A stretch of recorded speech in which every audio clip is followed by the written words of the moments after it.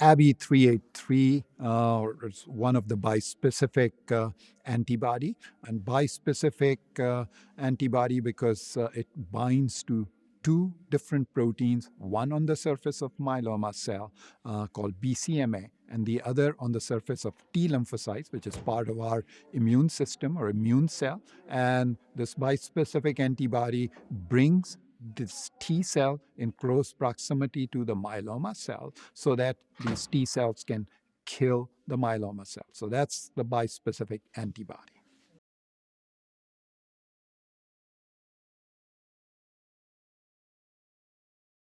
So you're asking about the target for this antibody, BCMA, also called B cell maturation antigen. So far, all the data and evidence points out that it is quite specific to plasma cells or multiple myeloma, and almost all myeloma cells express this target, this protein. So we don't have to actually screen for this because it is quite ubiquitous, quite universal. So it is expressed on all myeloma cells, and that's why it's considered a good target because it's quite specific to cancer cells and not expressed everywhere. But it is present on normal myeloma plasma cells as well, which make our antibodies and are part of our immune system. So one side effect because of that it not only kills the malignant plasma cells, but also normal plasma cells. And because of that, the immunoglobulin level goes down, or hypogammaglobulinemia.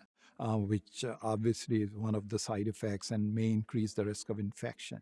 And then there was a recent paper based on side effects of CAR T cells, especially some Parkinson's or like symptoms or neurotoxicity, that perhaps there may be some BCMA expression in the cells of the brain in the region called basal ganglia, where Parkinson's is associated. That needs to be verified or confirmed. So that's the first indication that this may be expressed outside. But so far, from what we know, it's quite unique to plasma cells.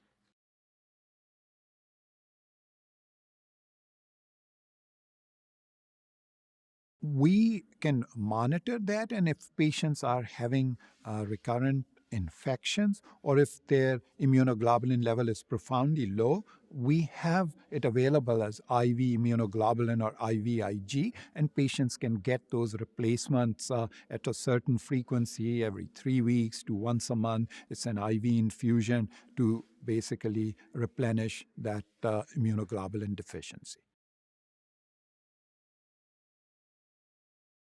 Most of the therapies other than CAR T cells, especially CAR T cells that are made of patients' own cells or autologous T cells, which have to be obtained from the patients themselves. But if you do not have to get those things from the patient, then it's considered off the shelf, that yes, you can order it and it would be delivered and supplied. So fortunately, these bispecific antibodies are pharmaceutical products, so they can be considered off the shelf, that you write the prescription and it will be delivered by the pharmacy to the clinic to be administered to the patient. The first clinical trial, now quite a few patients have been treated and been presented at meetings a couple of times. The antibody so far has been used intravenously. So it's IV infusion given over 1 to 2 hours. And the first dose is given inpatient in anticipation of some side effects. But if everything goes well, subsequent IV infusions can be given in the clinic.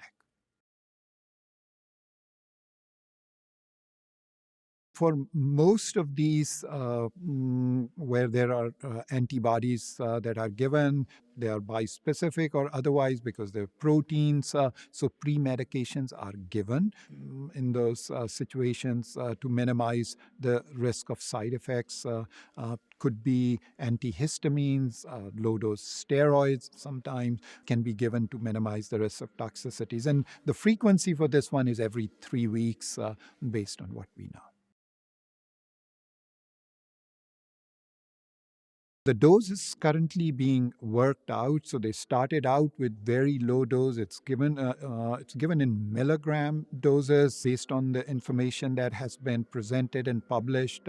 And what they found to be a relatively effective dose is anything above 40 milligram, and the recommended dose is 60 milligrams. So the expansion phase, where more patients are treated at a certain dose that is considered to be safe and effective, is a 60 milligram dose, and that's what is being used currently in the clinical trial.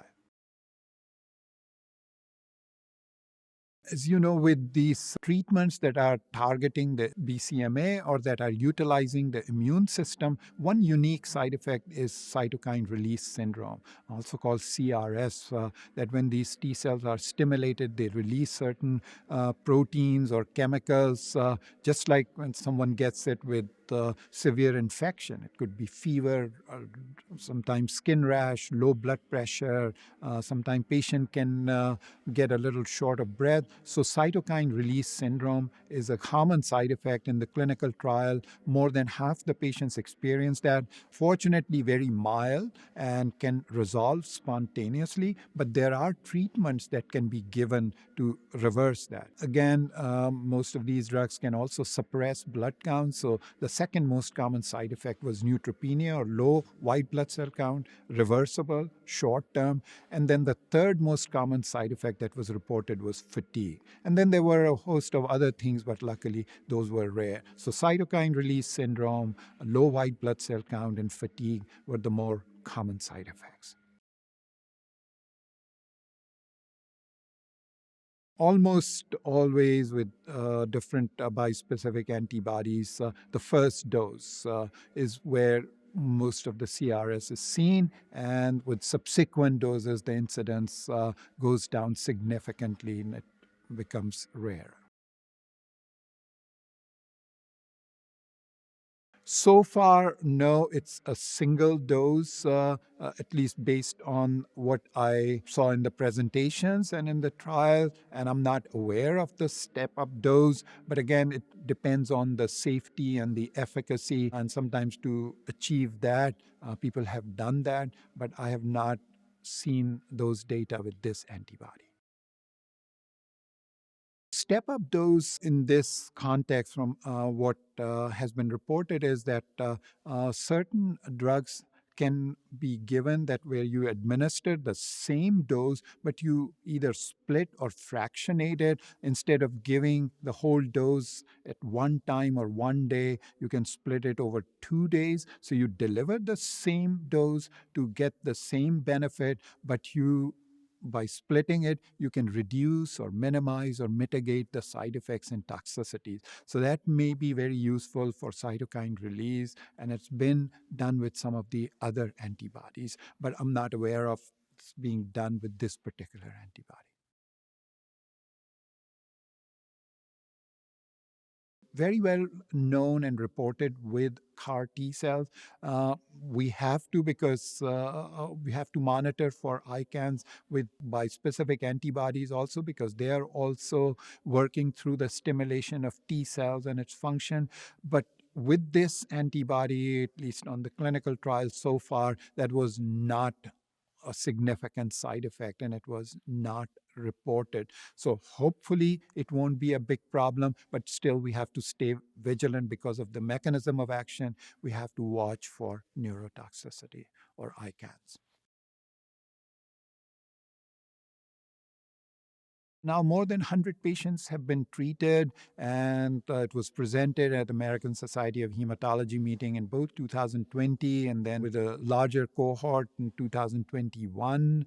In those who received a dose that is above 40 milligram, which is considered an effective dose, the response rate was 79%. So again, a very high response rate, and there are some complete remission and very good partial remission.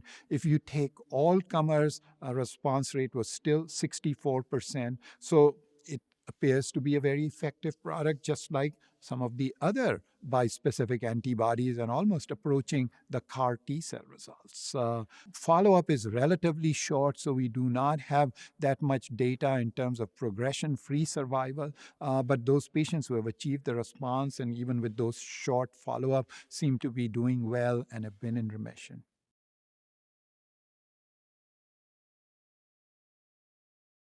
So far, none of the bispecific antibodies have been approved by FDA, but given the data, we are expecting that in the coming months or hopefully in a year or so, at least one or two will get the approval. So it is not FDA approved, so it is not available. Your doctor cannot prescribe it, but you certainly can look for clinical trials. And one of the best ways of looking for clinical trials, in addition to asking your treating physician, would be to go to clinicaltrials.gov. And then there are all these authentic sites for myeloma patients where you can get information on the availability of certain clinical trials. In terms of eligibility, most of these trials are done for patients who have received multiple lines of treatment that have failed to work. So for this particular trial, patients have to have at least 3 prior lines of treatment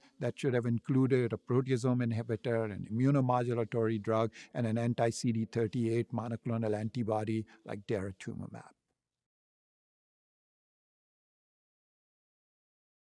This is early phase.